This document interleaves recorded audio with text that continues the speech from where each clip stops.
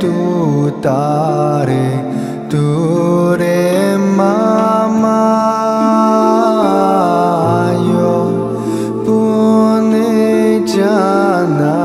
puten kuru so